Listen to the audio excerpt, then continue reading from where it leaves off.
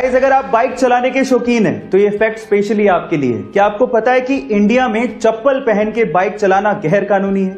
जी हां गाइस, हालांकि हम इसे सीरियसली नहीं लेते, लेकिन ये बात सच है। इंडियन मोटर व्हीकल एक्ट 1988 के हिसाब से आप चप्पल पहन के बाइक नहीं चला सकते, क्योंकि ये सेफ नहीं माना जाता। उसके पीछे का पहला रीजन ये है कि अगर आप चप्पल पहन के बाइक चला रहे हैं तो आपको गियर बदलने में कभी ना कभी प्रॉब्लम जरूर आएगी।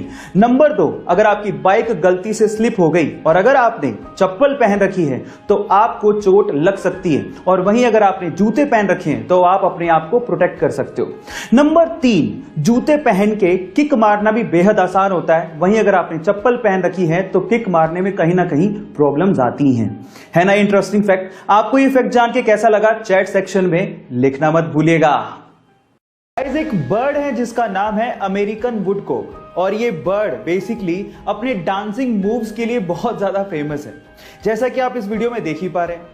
बट ये आपके लिए और हमारे लिए डांसिंग है, बट एक्चुअली इस बर्ड के लिए बेसिकली ये पेट भरने का तरीका है। कैसे, मैं आपको बताता हूं। एक्चुअली जब ये बर्ड रेत पर आगे बढ़ता है तो अपने पैरों पर पूरा अपनी बॉडी का वेट डाल देता है, जिसकी प्रेशर की वजह से रेत पर जो सरफेस पे कीड़े होते हैं वो बाहर आ जाते हैं। फिर क्या, उसके बाद वो कीड़ों को खाते हैं और अपना पेट भरते हैं। है ना ये अमेजिंग ट्रिक?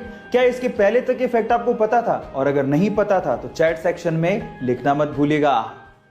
गाइस, लोग अट्रैक्टिव दिखने के लिए क्या कुछ नहीं करते, मेकअप, मेकओवर, आर्टिफिशियल साजो सामान का इस्तेमाल, लेकिन फिर भी वो इतने अट्रैक्टिव नहीं दिख पाते जितना कि वो एक सिंपल स्माइल से लग सकते हैं। जी हां गाइस, एक स्टडी के अनुसार ये सिंपल सी माइल्ड सी स्माइल आपको मेकअप, मेकओवर या आर्टिफिशियल साजो सामान से भी 3 गुना ज्यादा अट्रैक्टिव बनाती है।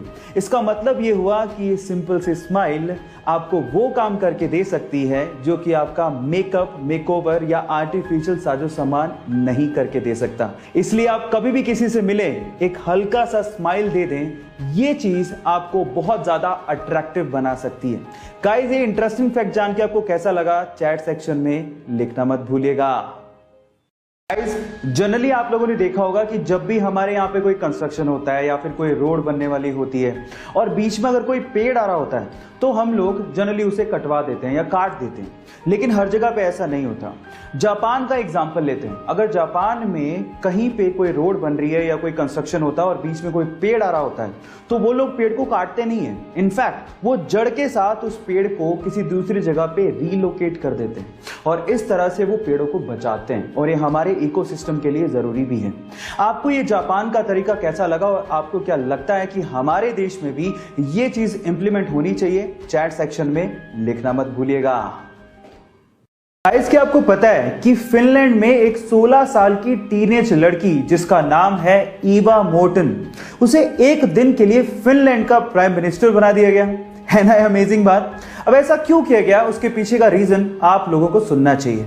इतनी छोटी सी उम्र में वो लड़की ह्यूमन राइट्स, जी हां, ह्यूमन राइट्स और क्लाइमेट चेंज को लेके बहुत बड़े बड़े अभियान चला चुकी है, और इसी चीज को एप्रिशिएट करने के लिए और यूथ की इस पावर को एप्रिशिएट करने के लिए वहां की गवर्नमेंट ने इस 16 साल की टीनेज लड़की को एक दिन के लिए फिनलैंड का प्राइम मिनिस्टर बना दिया। गाइस, आपको फिनलैंड की गवर्नमेंट का इस तरह से यूथ को एप्रिशिएट करने का तरीका कैसा लगा? चैट सेक्शन में लिखना मत भूलिएगा।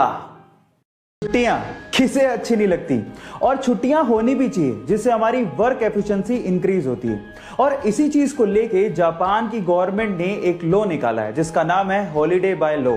अब इस लॉ में क्या होता है मैं आपको बताता हूं। इस लॉ में कुछ ऐसा है कि 2 हॉलीडेज के बीच में अगर एक वर्किंग डे आ रहा है तो वो working day by default holiday बन जाएगा। मतलब ये है कि 2 छुट्टियों के बीच में अगर कोई वर्किंग डे आ रहा है तो वो वर्किंग डे भी छुट्टी में कन्वर्ट हो जाएगा। है ना इंटरेस्टिंग लॉ? क्या आपको भी लगता है कि हमारी कंट्री में भी ऐसा लॉ होना चाहिए? चैट सेक्शन में लिखना मत भूलिएगा।